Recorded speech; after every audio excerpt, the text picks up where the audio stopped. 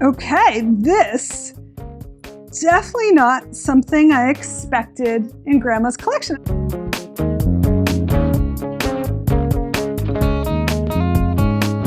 Hello and welcome to My Tiny Bottles, the project where I'm exploring my grandmother's legacy of miniature liquor bottles, one tiny bottle at a time.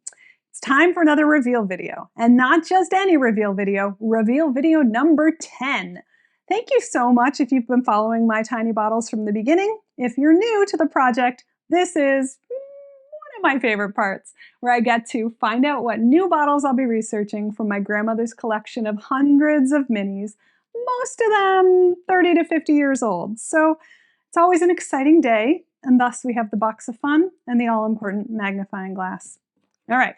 I'm going to start off with some that are wrapped in paper. Some of these are wrapped in paper, some of them are just loose. I'm always really careful not to look at the loose ones when I grab them, but let's start here. Okay. All right, this is going to be really good. Smirnoff vodka, mostly empty. It's okay, it probably tastes the same as if it were full.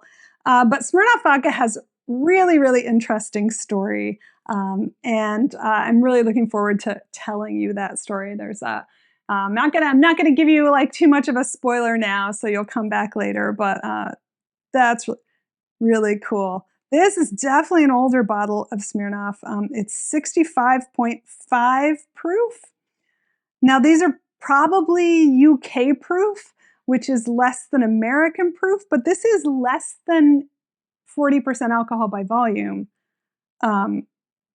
In both countries, I believe.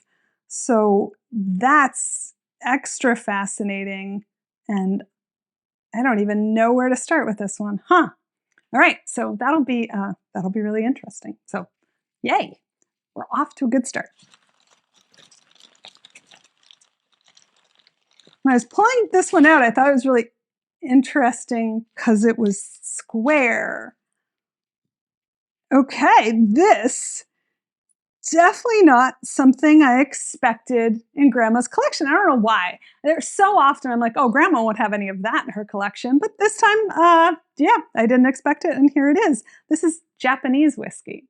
So this is Suntory Royale, right? So Japan started making whiskey, and they wanted to make whiskey like the best people in the world, so they went to Scotland and learned how to make whiskey in Scotland. And so they make a style that's very similar to Scotch, but they sort of applied their Japanese principles to it and really like came up with their own style. And this is a very, I assume, early example of that. It's got a tack strip, and most countries got rid of tack strips after, yeah, so this is like 80s. This is going to be, I can tell you already from the tack strip, yay tack strips. This will be like 82 to 85 Japanese whiskey. I don't even know what to expect. I'm not really knowledgeable at Japanese whiskey, but this is going to be a great opportunity to learn more. All right, no boxes here. This one's glass. I always like the glass ones. Well, they can't all be winners, right? Seagram's, our favorite recurring character, friend of the pod. The Seagram's Company is the elephant in this room of these bottles. And they have a fascinating story, which I will continue to tell. Fortunately, it's a very long story. So this is Caramia, which is a chocolate almond cream liqueur.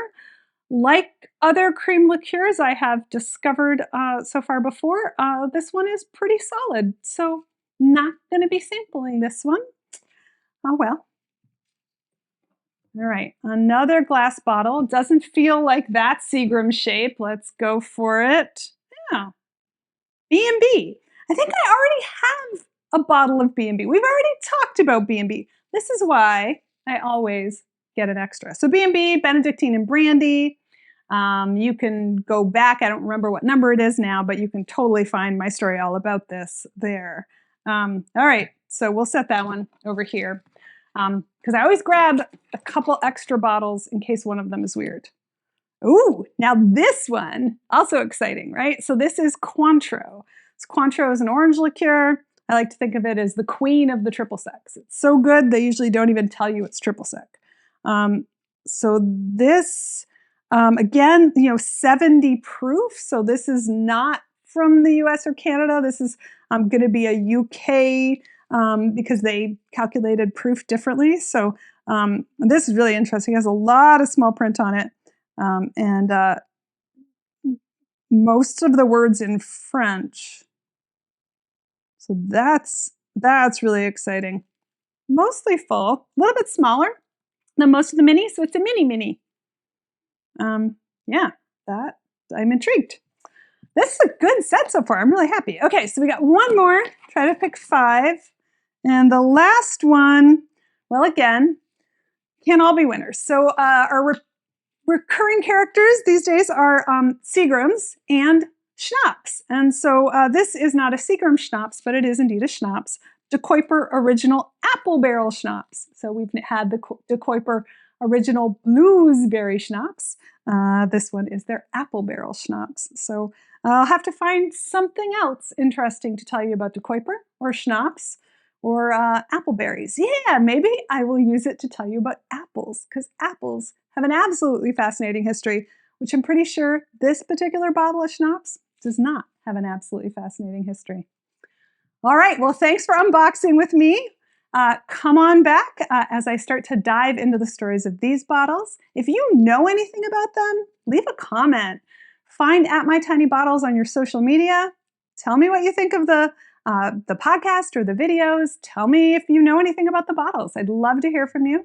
And you can also check out mytinybottles.com, where I have the long list of everything that I have discovered so far. So you can go back and tell me which one of those you might know something about.